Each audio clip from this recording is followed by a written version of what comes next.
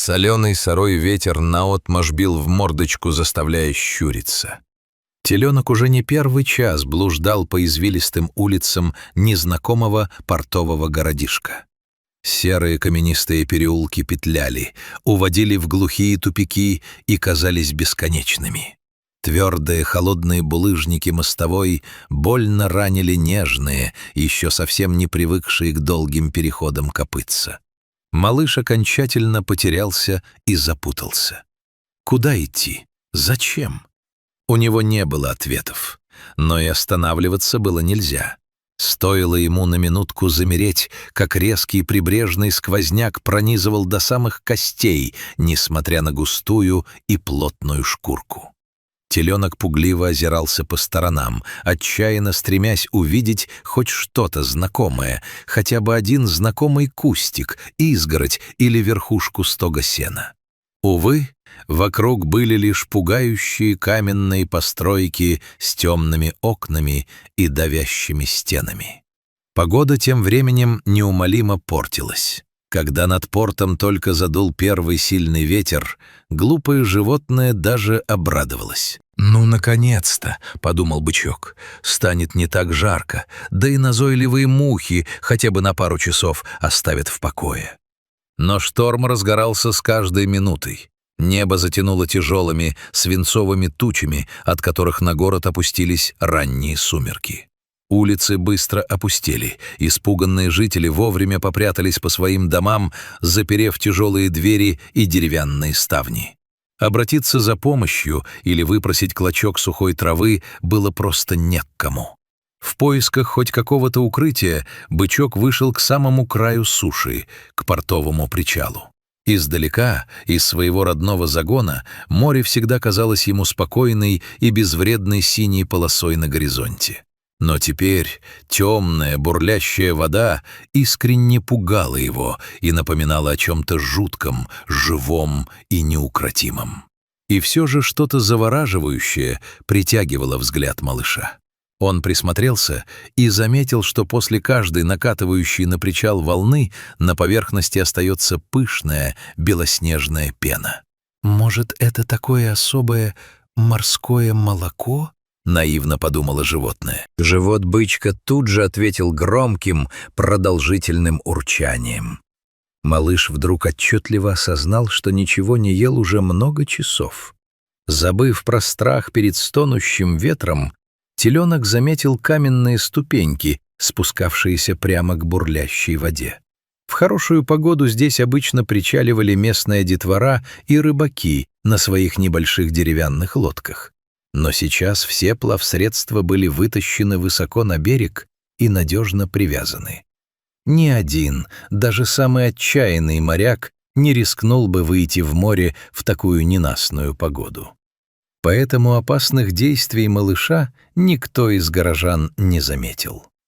Теленок спустился на одну ступеньку и осторожно попробовал дотянуться до пены, но дотянуться не смог, было слишком высоко.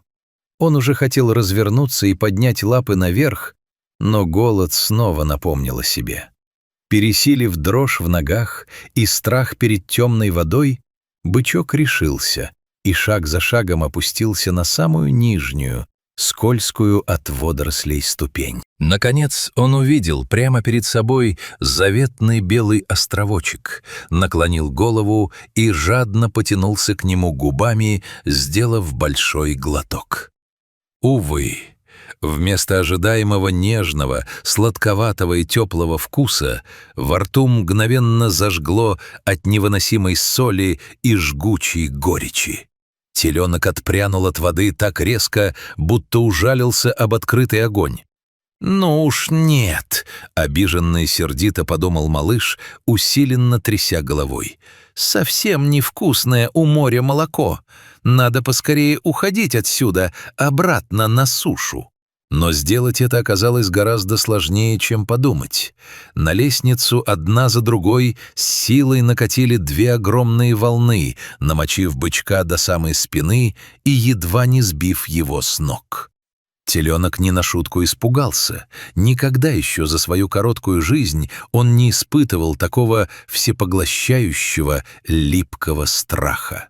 В панике он заметался по узкой каменной площадке, окончательно потеряв ориентацию и скользя копытцами. И именно в этот момент на берег обрушилась исполинская ревущая волна, из тех, что старые моряки со страхом и уважением называют «девяточками».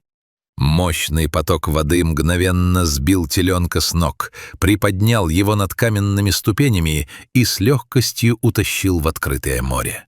Малыш лишь успел бессильно чиркнуть передними копытцами по скользкому краю причала. Его объял настоящий ужас. Вокруг была лишь постоянно меняющаяся, бушующая темнота. Бычок попытался сделать вдох, но вместо свежего воздуха в его легкие силой хлынула ледяная соленая вода. Спустя секунду волна больно приложила его боком о деревянную сваю. Вынырнув на поверхность, он смог сделать судорожный глоток воздуха, но отбойное течение упрямо тащило его назад, в бездну. В полном отчаянии бычок громко и жалобно замычал на весь опустевший порт. Этот тонкий, полный боли звук случайно услышали два суровых рыбака, выходивших проверить, надежно ли привязаны их суденышки перед ударом основного шторма. Подойдя к краю пирса, мужчины увидели невероятную картину. Среди пенистых валов отчаянно барахтался маленький бычок. Рыбаки переглянулись и поняли, кроме них спасать бедное животное больше некому. Вытащить бычка на сушу оказалось настоящим испытанием. Мокрая шерсть выскальзывала из грубых рук, а сам он, несмотря на юный возраст, весил немало. Тогда один из мужчин, рискуя быть смытым за борт очередным валом, спустился к самой воде и смог накинуть на животное веревочную петлю, сначала на ноги, а затем и через голову на туловище. Совместными усилиями, выбиваясь из сил, мужчины, наконец, вытянули намокшего, дрожащего малыша на твердый настил. Едва освободившись от веревок, теленок даже не остановился, чтобы поблагодарить своих спасителей.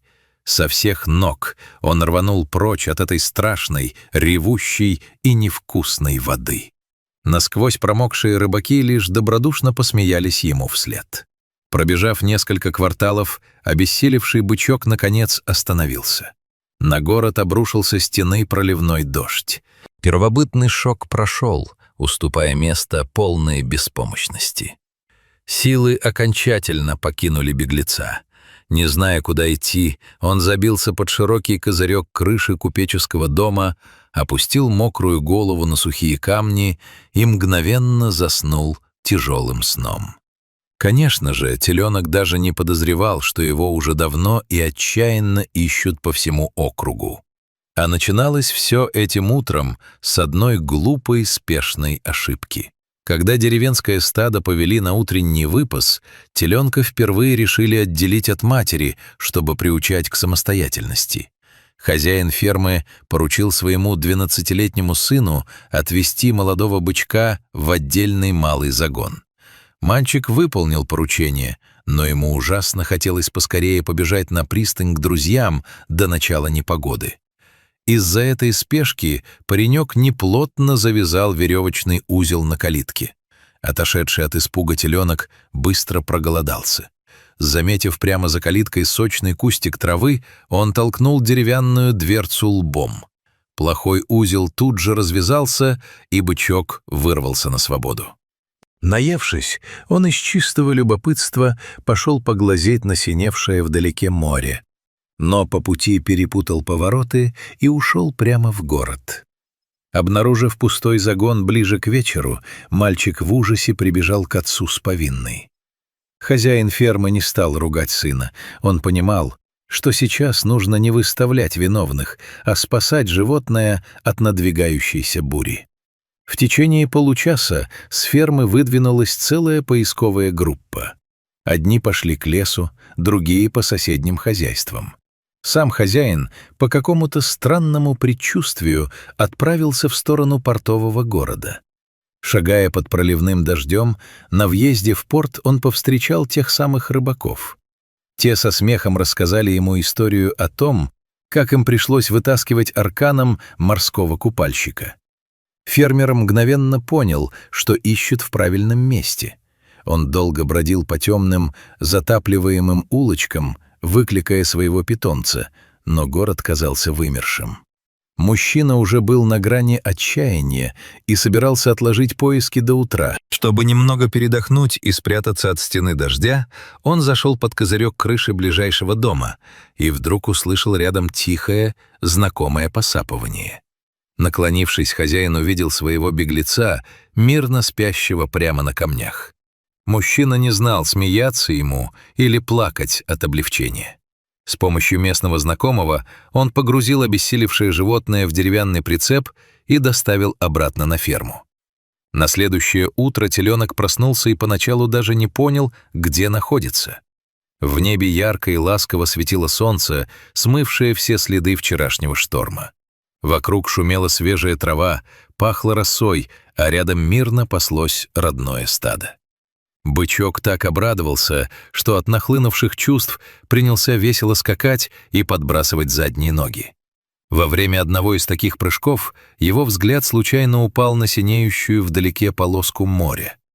«Ну уж нет», — подумал бычок, фыркнув и тряхнув головой. «Больше я к этой страшной воде никогда не пойду. Мне и здесь просто замечательно».